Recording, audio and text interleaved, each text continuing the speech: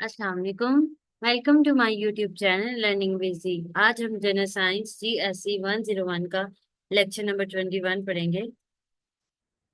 Lecture 21 chemistry के portion का ये लेक्चर नंबर 7 है। Metallurgy of copper and aluminium. Metallurgy वो होती है जिसमें हम कोई भी जो एलिमेंट है उसको उसकी प्योर फॉर्म की तरफ लेके जाते हैं, क्योंकि जो एलिमेंट्स हमारे पास पाए जाते हैं हमने पिछले प्रीवियस चैप्टर्स में भी पढ़ा था। नेचुरली तौर पे वो अपनी किसी ना किसी कंपाउंड फॉर्म की में पाए मिलते हैं हमें। जबकि अगर हमने उसको उसकी जैसे कॉपर है या एल्यूमिनियम है, जस्ट कॉपर या जस्ट एल्यूमिनियम चाहिए, तो हमें उसके कंपाउंड से उसको अलग करना पड़ता है। और उनको जो जिस कंपाउंड फॉर्म में पाया जाता है उसको हम कच दाँत या और कहते हैं। और उससे हम इनको मिनरल फॉर्म में लेके जाते हैं। उस प्रोसेस को, ओवरऑल प्रोसेस को हम मेटलर्जी कहते हैं, जिसके जरिए से हमें ये अपनी प्योरेस्ट फॉर्म में मिलती है। Almost all metals are found in combined state as compounds on the crust of the earth.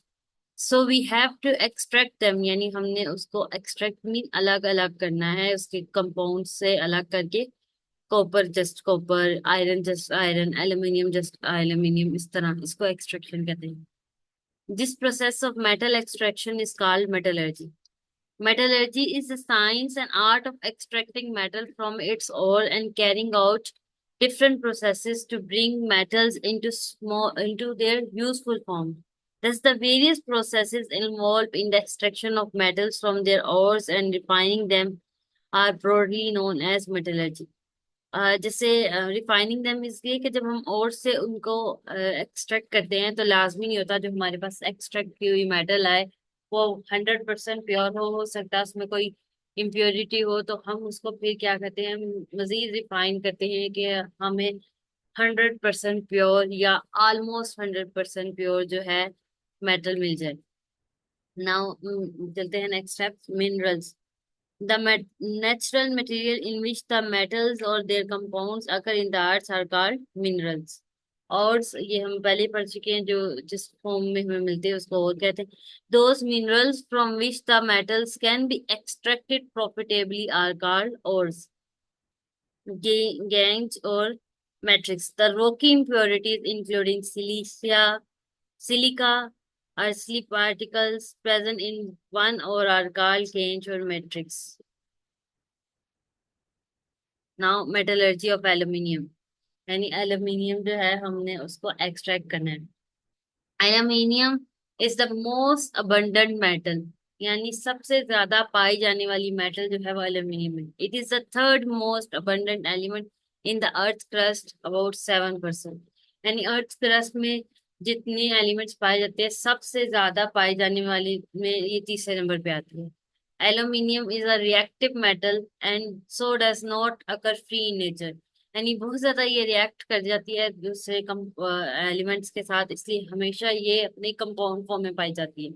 It occurs in clays in the form of aluminium silicates. Ores of aluminium. Aluminium has a number of ores. Some important ores are as follow. यहाँ पे उन्होंने इसकी ores की three form बना के दिया है, oxide की, फ्लोराइड की, सिलिकेट्स की। और ये कुछ उसने इम्पोर्टेंट ओर्स यहाँ लिए हुए, इसके अलावा भी इसकी बहुत ज्यादा ओर्स होती हैं। आगे हम चलते हैं इसकी एक्सट्रैक्शन की तरफ, यानी इन और में से कोई एक जो है, या हमने यहाँ पे एक आधी से ही एक्सट्रैक्शन पढ़नी है, अदरवाइज तो जब इंडस्ट्रियल फॉर्म में हो तो वो different processes and different ores use कर सकते हैं।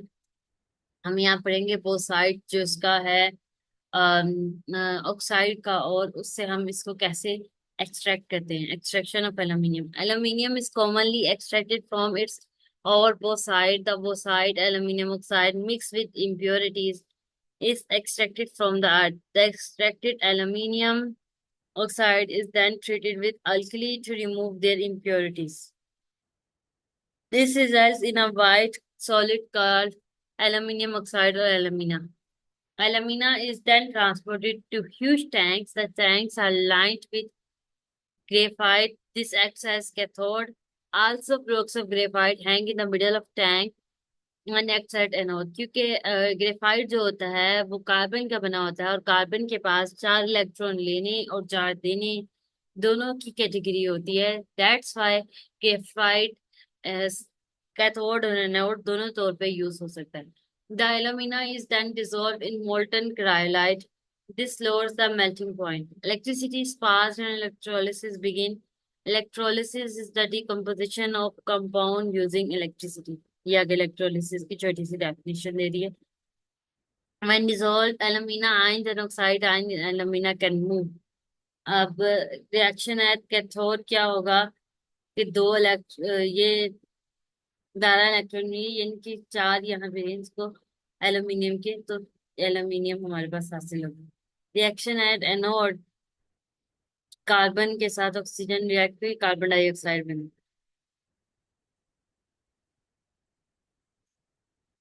यहाँ पे ये जो 4 एल लिखा है और 12 इलेक्ट्रॉन लिखा है, असल में ओवरऑल बैलेंस इक्वेशन लिखनी होती है हमने, इन्होंने अलग अलग लिखी है ना, इस वजह से यहाँ 12 लिखी, वरना जस्ट एल्यूमिनियम का एक और ये एक इलेक्ट्रॉन से भी मतलब दो, कह लें कि 3 इलेक्ट्रॉन इसको चाहिए होते हैं ना, क्योंकि एल्यूमिनियम जो है थर्ड वन, तो 3 इलेक्ट्रॉन यहाँ पे और एक ही इधर लिख के भी लिखा जा सकता था, लेकिन जब अगर आप इसकी जनरल पूरी इक्वेशन लिखते हैं तो वही 12 इलेक्ट्रॉन एक जगह से निकलते हैं दूसरी जगह आते हैं ना, तो यहाँ पे 12 इलेक्ट्रॉन आ रहे थे, इस वजह से यहाँ हमने 12 और यहाँ पे 4 लिया। Purification of bauxite. Bauxite, when obtained from the earth crust, contains many impurities such as ferric oxide, silica, and titanium oxide. These impurities are removed. Fire process is commonly used for the purification of bauxite. In this process, the ore is treated with concentrated NaOH solution called caustic soda. The following reaction takes place.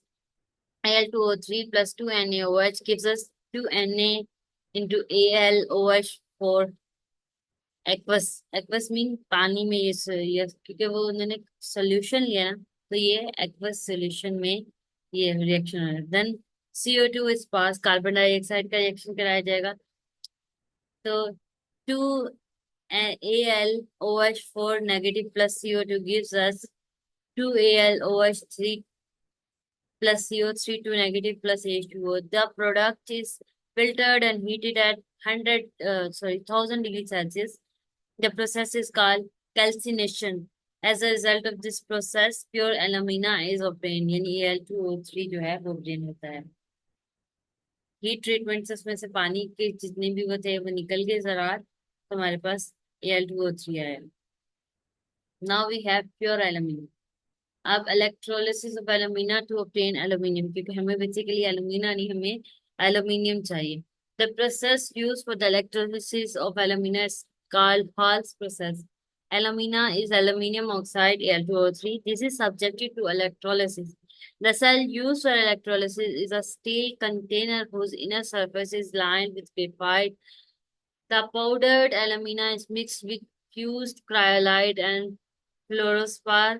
The melting point of alumina is very high, but it dissolves in molten cryolite at about 1000 degrees Celsius. When electricity is passed, aluminium is deposited at graphite and cathode. From there, it is drawn out in molten form. Aluminium is 99% pure. Further purification is carried through a process called Hoops method, refining of aluminium. In the Hoops process, aluminium is purified by electrolytic method. For this purpose, a box-like cell is used. The cell is operated in a manner that in it 3 layers are maintained. The third layer consists of impure alloyed aluminium alloyed with copper. The middle layer consists of solution of cryolite and barium chloride. The upper layer consists of pure aluminium. These layers remain separated due to difference in its specific gravity. The lower layer acts as anode where aluminium is oxidized and Al3 positive ions are moved toward the upper layer, which is negatively charged. This layer acts as cathode, and when Al3, Al3 positive ions reach in the layer, they gain electrons and deposit the aluminium metal there. इस तरह से ये जो है aluminium हमें refine होके मिल जाता है। उसका reaction Al gives us Al3 positive plus 3 negative, और रिएक्शन कैथोड ये प्योर एल्यूमिनियम मिला। मिल गया है। Aluminium obtained in this process is 99.99% pure. यानी उन्होंने थ्री सेल के अंदर वो लेयर्स लगाई हुई हैं, और ऊपर वाली जो लेयर है वो प्योर एल्यूमिनियम की लगाई है, और जो एल्यूमिनियम इम्प्योर है वो जो जिसको हमने प्योर करना है वो भी इसके अंदर ही लगाया हुआ है, और एक और उन्होंने लगाया हुआ है। तो इस तरह पूरे प्रोसेस के जरिए जो इम्प्योर है वो आहिस्ता आहिस्ता प्योर होते होते ऊपर वाली लेयर के साथ डिपॉजिटिव हो जाता है। अब पढ़ते हैं metallurgy of copper. Copper is a common metal. It is used for wide variety of purposes. It is a good conductor of electricity. So its wires are used in electrical appliances and cables. Over 360 ores of copper are known. Some important ores are as well. इसके sulphides की और carbonates की और oxide की और यहाँ पे given है, जबकि उन्होंने बताया ये कुछ इम्पोर्टेंट ही यहाँ पे बताई है। इसकी 360 ओर्स जो है वो पाई जाती है। एक्सट्रैक्शन ऑफ कॉपर एक पूरा प्रोसेस होता है जिसके जरिए एक्सट्रैक्शन होती है। सबसे पहले होती है माइनिंग ऑफ और फ्रॉम इट्स माइन, जाहिर बात है और हम माइन से निकालेंगे तो फिर ही हम आगे चलेंगे। Crushing and grinding of the और, फिर कंसंट्रेशन ऑफ और and it's purification, chemical process to obtain metal from the ore, purification of the metal and conversion of metal into alloys। क्योंकि हमने कॉपर के ज्यादातर अलॉयज यूज करने होते हैं, तो ये इसके process. Extraction of copper is a good example of pyrometallurgy। In the metallurgy of copper, the following steps are commonly used, हम पढ़ चुके हैं। Important process employed in extraction of copper: concentration through hot floating, roasting, smelting, reduction and refining। अभी हम सारे processes को in detail थोड़ा थोड़ा पढ़ेंगे। Concentration by fourth flotation process। By concentration we have here we mean to free the ore from impurities। यानी और जो है उसके अंदर impurities भी पाई जाती है, जैसे हमने पढ़ा कि सिलिका और सिलिकेट्स और पता नहीं क्या क्या जो है impurities उसमें, और आयरन की कुछ कंपाउंड्स हैं जो उसमें एज एन impurities और में पाए जाते हैं। तो हमने पहले सिर्फ ओर की तरफ जाना है। जब हम ओर की तरफ जाएंगे फिर उस ओर से हम एक्सट्रैक्शन की तरफ जाएंगे ना। तो हमने क्या करना है, इम्प्योरिटी से उसको निकालना है। Copper is commonly extracted from copper pyrite. Copper pyrite is concentrated by a process by called froth flotation, or is crushed and ground to make a powder. This placed in a large tank containing water and oil. The mixture is stirred by blowing air through it. The ore is wet by oil and rises to the surface from where it is skimmed off. The impurities are wetted with the water and settle down at the bottom। इस तरह से impurities नीचे रह जाती हैं हमारी और ऊपर रह जाती है, ऊपर से हम उसको आराम से उतार लेते हैं। Roasting. By roasting here we mean heating in a air strongly but below the melting point of ore। क्योंकि अगर मेल्टिंग पॉइंट आ गया तो वो सारी मेल्ट हो जाएगी और उसमें और इम्प्योरिटी आ जाएगी, जबकि हमने उसको इम्प्योरिटी से निकालना है। As a result, impurities are converted into silicate slag। The slag floats at the surface from it is removed। यानी वो ऊपर आ जाएगा, हम उसको उतार लेंगे तो हमारे पास अंडर नीचे जो उसके चीज बाकी रह जाएगी वो हमारी प्योर फॉर्म में, तकरीबन प्योर फॉर्म, क्योंकि आगे हमने उसको और प्योरीफाई करना है, वो मिल जाएगी। The ore undergoes the following reaction: CuS.FeS plus 4O2 gives us Cu2S plus 2FeO plus 3SO2। Smelting।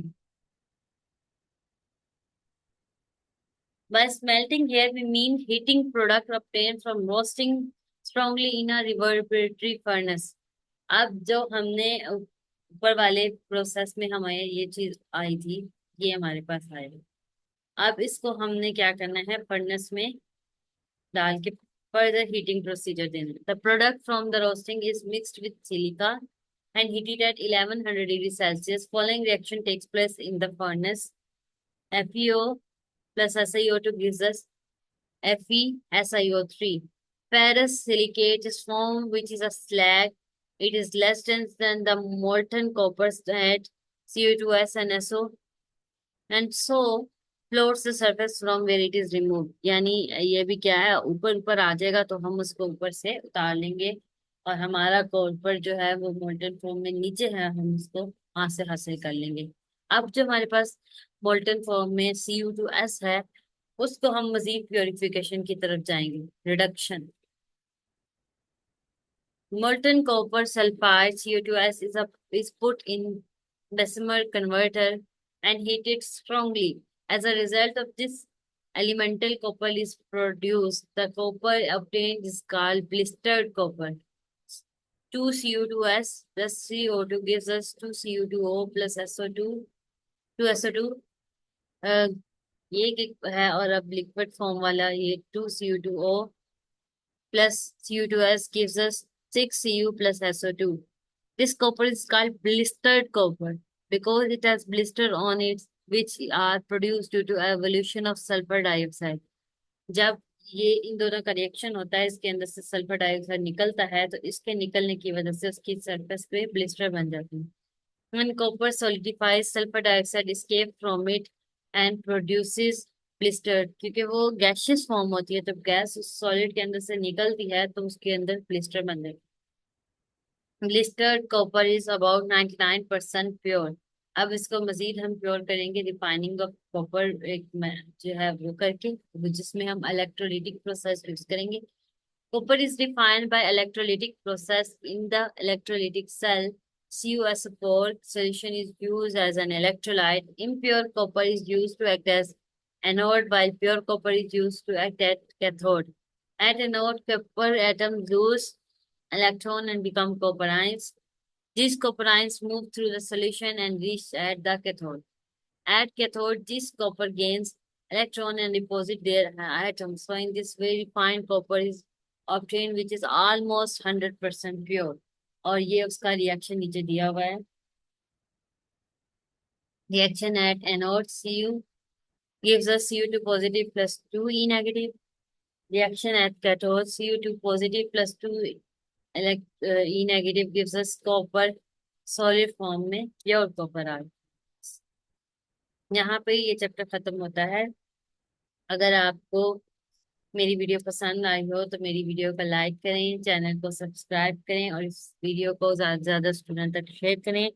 अगर आपको कोई भी पॉइंट कहीं से समझ में नहीं आया तो आप कमेंट सेक्शन में जाके पूछ सकते हैं, मैं आपके तमाम सवालात के जवाबात पे एक छोटी सी वीडियो बनाऊंगी, या आपको कमेंट सेक्शन में वो बात समझाने की कोशिश करूंगी।